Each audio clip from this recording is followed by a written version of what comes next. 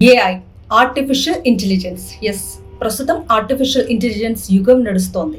ప్రపంచాన్ని ఏఐ కొత్త పుంతలు తొక్కిస్తుంది అనటంలో ఎలాంటి సందేహం లేదు. ఏఐ చేసే అద్భుతాలు అన్నీ ఇన్ని కావు.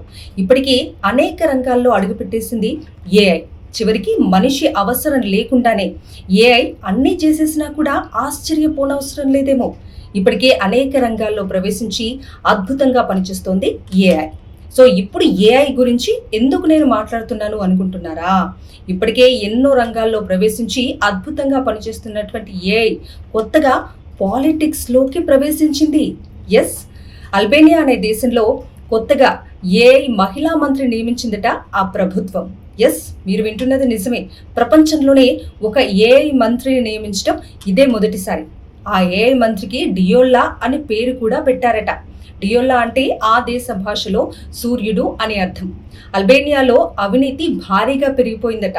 ఈ నేపథ్యంలో అన్ని ప్రభుత్వ శాఖల్లో కూడా ఈ అవినీతిని అరికట్టేందుకు ఈ ఏఐ మంత్రి ప్రవేశపెడుతున్నట్లుగా ఆ దేశ ప్రధానే స్వయంగా వెల్లడించారు. అల్బేనియా ప్రభుత్వం ఈ ఏఐ మహిళా మంత్రి ఫోటోను కూడా రిలీజ్ చేసిందట. ఎలాంటి అవినీతి జరగకుండా పూర్తి నిఘా పెట్టనుందట ఈ ఏఐ మంత్రి. చాలా ఇంట్రెస్టింగ్ గా ఉంది కదా. కానీ భవిష్యత్తులో ఈ ఏఐ చేతిలో మనిషి కీలుబొమ్మగా మారిపోతాడేమో అన్న భయాందోళన వ్యక్తమవుతోంది. సో అల్బేనియా దేశంలో ఇలా ఏఐ మహిళా మంత్రి నియమించడం పట్ల మీరేమంటారు? కామెంట్ చేయండి.